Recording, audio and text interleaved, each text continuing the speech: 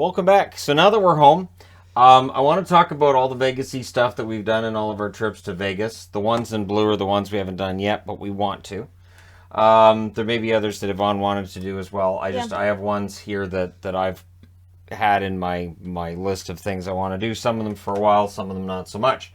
So over here we have the ones we did on previous trips before this one, and on this side the ones we've done previously. Now 18 plus shows, there are 3 of them, and one of them that I know is 21 plus because drinking was allowed at the drag brunch, so you had to be 21 to get in due to the drinking rule and the fact it was bottomless mimosas. Blue Man Group was the first show that we saw. That was during our first trip. Blue Man Group is a affordable, enjoyable show. It is of course one of those shows that can play every night because you have various understudies. Blue Man Group, by its very nature, is just various guys. They all play their roles, and so it's easy to have understudies for this and make it work 7 days a week. Tape Face, I think, was the first show we saw on our second trip to Vegas, or was that? I think so. Was it their second or our third?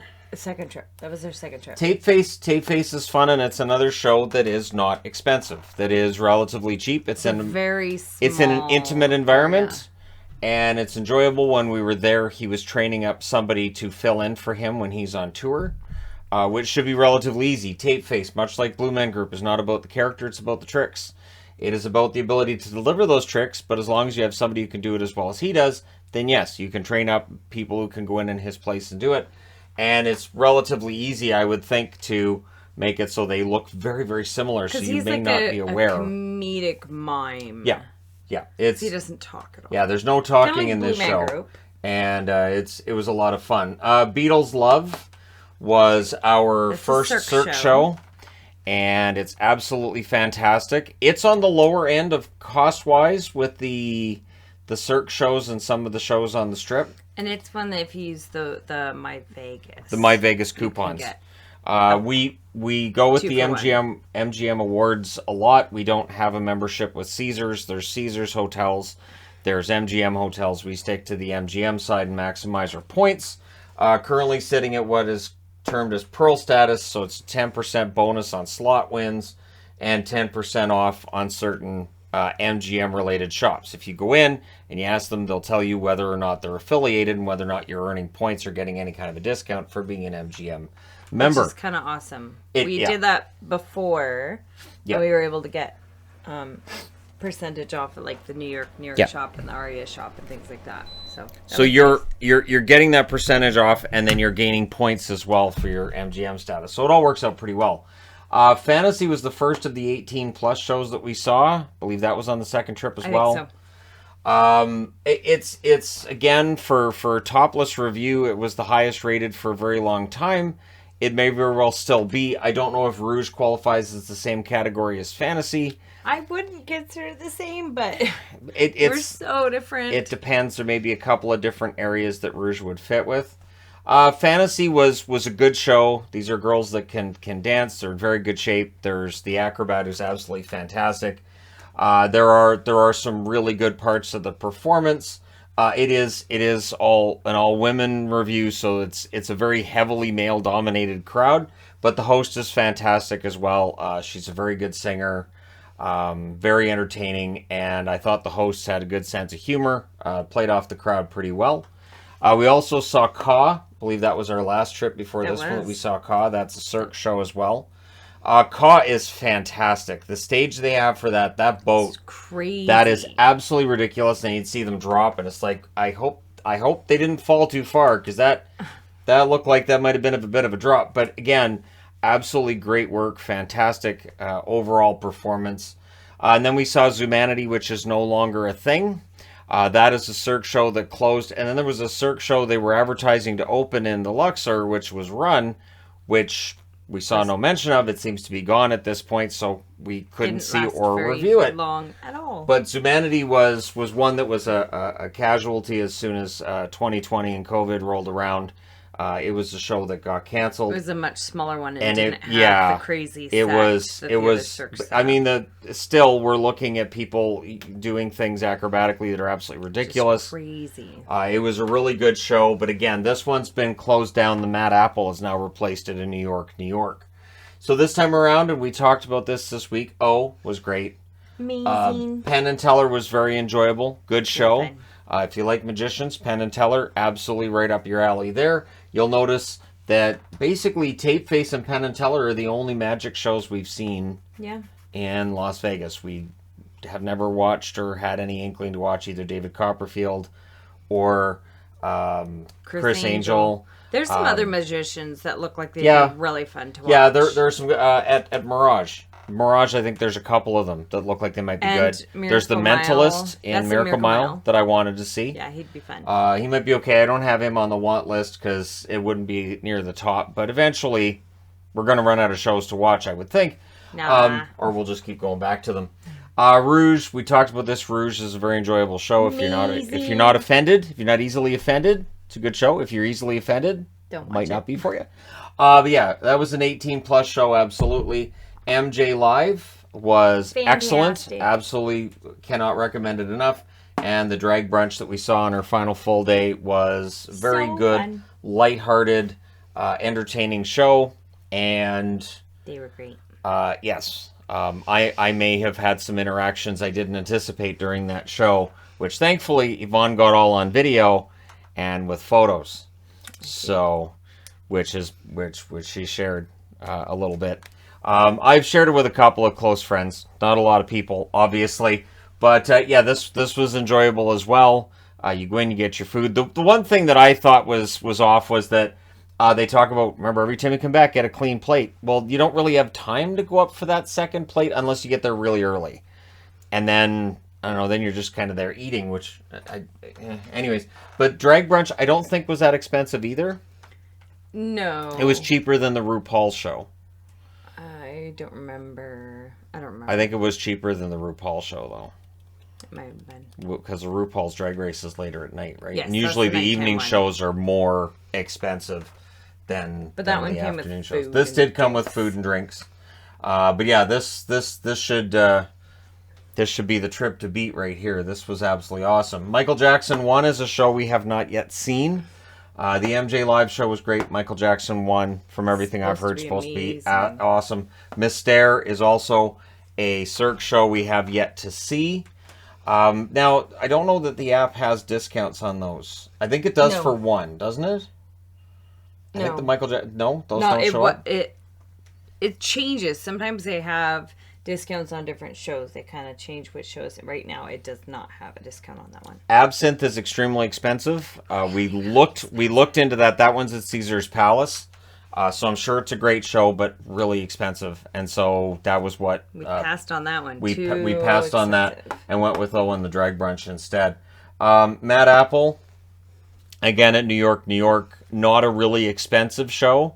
Probably in the same area as Zumanity was. They may change the setup a bit, but it may very well be a very similar setup. Could be that same stage, so that'd be a smaller one. I would think. Tournament of Kings. The one thing about Tournament of Kings, and of course this is at the Excalibur, is the menu. The menu, some menus look great, some menus look kind of... So to me, if I'm going to go to a Tournament of Kings, I want to see a menu that works for me.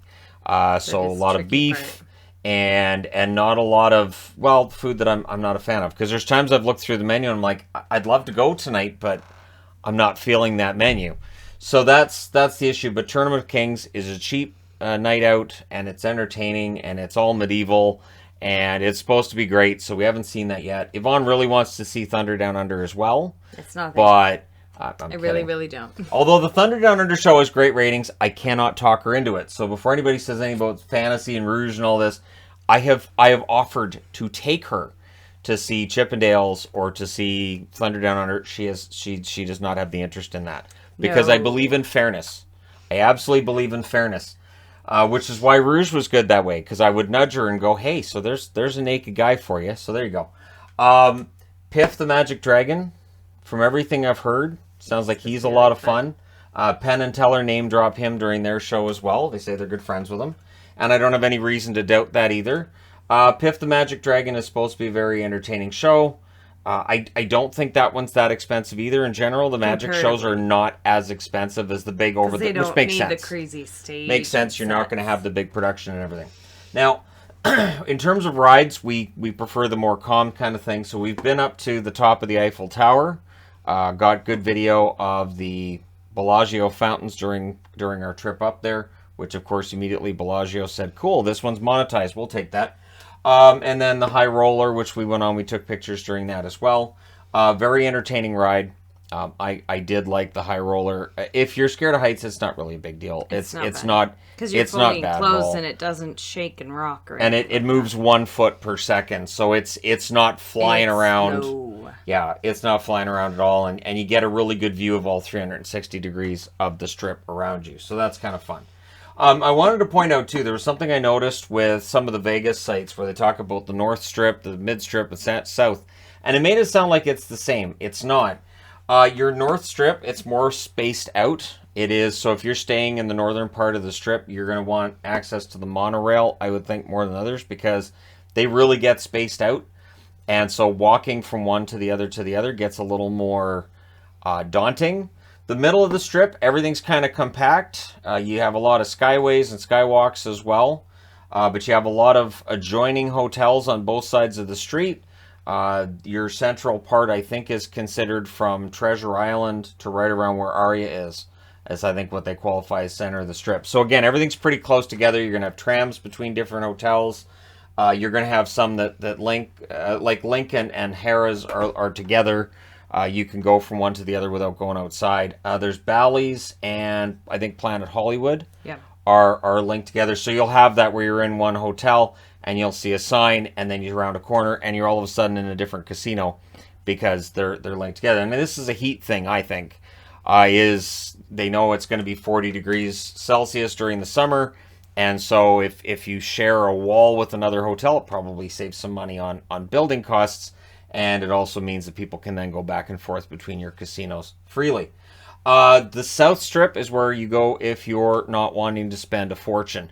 It tends to get more expensive in the middle, but there are parts of the North Strip where it's very expensive as well. Your South Strip, you're looking at cheaper stores, cheaper places to stay, and some of the shows are very good. Again, your food. Is it better in the Aria? Probably, but you're also looking at about 4 times the cost. So we've eaten in the Aria, I think, once. One I think we had one meal in the Aria. It wasn't very big, and it was expensive. We had a discount. That one we did buy one, get one free, too. That was we used the My Vegas for that as well. Yeah, which was good because it was pricey. And one thing since the lockdown 2020 took place, there are fewer discounts now than there used to be with the apps and with the points. So our plan is to go back again. It'll probably be next summer when that takes place. I don't know that we'll stay in the Vdara again. I'll say this. I've seen people talk about the Vdara being boring. The Vdara is a hotel. There is no casino. It has a smaller footprint than others, meaning that the downstairs you don't have as many shops. You don't have as much to do. Shops. It just has it's very Starbucks and it's very lounge. much just a hotel. So you don't have the casino experience. But that's kind of nice too. I'd like to stay in the Aria next summer. That would be my preferred. But I did like staying in Excalibur. Is there anything else on the anywhere else on the strip we've stayed? Nope. I don't think we have. On the strip we've only done Excalibur, Aria, Vdara. And then there was Hard Rock we did, which is off strip, and Right. Red Rock, which was off strip as well. Red Rock's quite a ways off strip. Beautiful views, Way absolutely off the strip. gorgeous That's views like a in Red half Rock. hour away. But it is you're looking way out at the strip from quite the distance. But yeah, I will say that if you've never been, I would say you could probably find a decent room at Excalibur or Luxor or New York, and not break the bank. And if you're like us and you don't do the gambling and the drinking, it honestly isn't that bad. Your costs for shows, sure, there's some expensive shows, but once you get in and you're sitting there like, oh, that stage alone is just mind-boggling. So it was a lot of fun. Now, if I had to say my favorite show that I've ever watched, it'd have to be one of the Cirque shows. I really enjoyed Ka. I'm leaning towards O, but that might be recency bias coming out. Could be. That it was the last show that we saw. Really nice. I really like the Beatles. But I love the Beatles. You love the Beatles. So yeah. That was great. Yeah. I really like that. Yeah. Oh, it was pretty amazing. Yeah, I would say any of the Cirque shows, that would be my top three. Would be Beatles, Love, and Ka. I don't know in which order. MJ Live was so much fun. That was the Blue Man Group. We enjoyed that so much. That was really fun. That was our last night in Vegas, the first trip. If you've never been to a Blue Man Group and you really want to go see a fun one for the Vegas kids. Show, it's a fun one for the kids. So for kids, Blue Man Group, I would say Beatles Love as well. Kids would probably enjoy some of that. It depends on the kid. That could get kind of slow for some. Tape Face. I don't think Tape Face was 18 plus. No. So I think kids would enjoy Tape Face. Yeah, he's funny, and anybody would find him funny. Penn and Teller's not 18 plus, but I don't know how much little kids enjoyed it. There were little kids there. There were definitely kids I don't know how much little kids enjoyed it though. It's late, and it's comedic, but I don't know that it's comedy that would appeal to little kids. Right. So some of it would be a little bit over their head. There were kids at I think we were there. There were. But it does go on for a while. It's a longer one. That'd be a tricky one with kids, too. Yeah. I don't know. Ka has quite a bit going on. Mm-hmm. So Ka might be enough to keep the attention of children. And so, yeah, and of course, we've got 4 shows on the board that kids aren't allowed anyway, so it doesn't really matter. But yeah, so there you go. And the only 18 plus, I don't know that Mad Apple's 18 plus. I know Absinthe is 18 plus.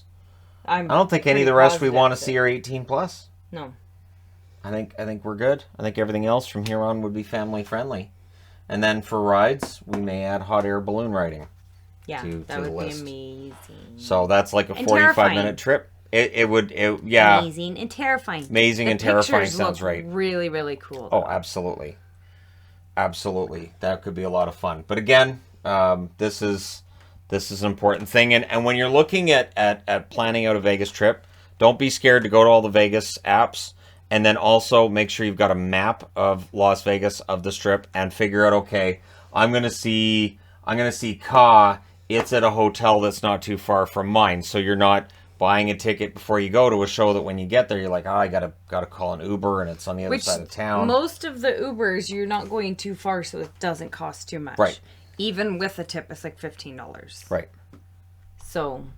But in the event that you're saying, well, I don't know if I want to spend $15 on an Uber each time, then it, look at the hotel you're staying in. There's also the bus, though. If you're anywhere on the Strip, the bus is $8 for the day. And then it just goes up the and down the Strip. monorail's $13 for the day, I think. Something like that. And that you can also get coupons on the My Vegas app. Yeah, you can do It's a little bit of a discount, but it is a discount. Yeah. So, anyways, there you go. It was enjoyable. We had about 9-10 hours sleep last night. Trying to make up I'm guessing a bit of it. So quite a bit of sleep. It took a while for me to get that first video out on the Hockey Channel today because it was a while before I woke up. It was a little after 9:30 when I woke up this morning. Yeah. And I know we were not up late last night. No, we were not up late. So I looked at the clock and I'm like, all right, well, I had my sleep. So I may have another one of those nights tonight where I'm still catching up, but I think so. This was a lot of fun. And again, one of the reasons that we like going to Las Vegas, there really isn't another city where you can do this kind of thing and have it all right there. So, I mean, if we went to Vancouver, sure, there's fun stuff to do and there's fun places to go, but it's not all in one spot. Across town. And it's kind of all over the place. So if you're like, well, I'd like to go to the planetarium, that's kind of way out. Away from everything else. If you want to, do something at the marina, or if you want to go, I want to go to the aquarium, you're kind of all over the place. But here it's all together, and I think that's part of the appeal. I'm also looking forward to seeing what they do with that ball that they're building. So it's like Canada Place on steroids from the looks of it, and it's black, and it might be an IMAX theater. I hope they do something with a cool stage of some sort. I think a planetarium in there would look absolutely awesome. That would be really neat. So they built Resorts World, which we didn't get out to because it's not easy to access from the Strip. It's kind of out of the way. But the ball may very well be quite accessible, and hopefully the ball is done being built and it has a name by next summer. And maybe it has a name now. We didn't really look. Resort World took a very long time to make, and that ball looked like it had a lot of work still. They're still building the outside frame. Hopefully they get it done. Because I really think that would be potentially quite enjoyable. You could have concerts in there, like I said, a planetarium. You could have an IMAX theater. Do everything. It is huge. It is absolutely huge, so something big is planned for that. As I said, I just haven't really looked into it. Nope, I haven't looked at all. There was also an area where clearly they've dug out a footprint for a building, not far from the Sahara. Too. So they're building something northern strip. Wasn't it closer to like where Wynn and Encore were? Wasn't quite down the strip by Sahara. Kind of. But it's in one of those spots where there's really nothing. Yeah. And so it'll help fill in. And I've always wondered, are they going to fill in all those spaces where there aren't big hotels with big hotels? There's areas of the strip where there's just these little shops. And eventually you would think somebody's going to come in with big money and say, you know what? We're going to put a hotel here and a casino. There's enough water. There should be. Vegas is pretty good at conserving water, which we found out about a month ago. There was a report we saw on Nevada and Lake Mead and all that. Vegas does a very good job of reusing and conserving water, which you would not think when you look at all their fountains and streams and everything else they have going. You would not think they're good at conserving water, but apparently they are. So there you go. Hopefully this helps people out that are thinking about maybe going to the city of Las Vegas, which again, we'll probably go back next summer because we've still got stuff to do. I really want to see Absinthe, but again, I want to see the price come down. Expensive. Maybe I'll sign up for the Caesars rewards and we haven't even looked at what the Caesars. Maybe we know we have for both. We've never even looked at it. Yeah, and see if I can get a discount on both MGM and Caesars. That'd be nice because most hotels on the Strip are owned by one or the other, or at least affiliated with one or the other. And so that might be kind of fun. So there you go. Anything else you wanted to add? I don't think so. What was your favorite show of all the ones we've watched? And why was it Beatles Love? I do really like Beatles Love because I really like the Beatles. We almost saw that one again this time around. We were close. Especially with the My Vegas, we could get a buy one get one. Yep. So it was maybe, but then I thought we'd go see a new one. So I got us tickets for O on the very last night. I'm glad you did because O was amazing, fantastic. Yep. Blue Man Group I think was so fun. And if anybody hasn't seen it, I think that's one that you should go see. Both and the affordability. It's right. It's very just affordable. So fun and it's so different. I think the tickets were like $40 for us for that. Yeah, it was not sometimes pricey. That one goes. You can get discounts. Not all the time. Sometimes you can get discounts for that one. But that one was super duper fun. I love Tape Face. Tape Face is fantastic. And the Drag Bunch was super duper duper entertaining.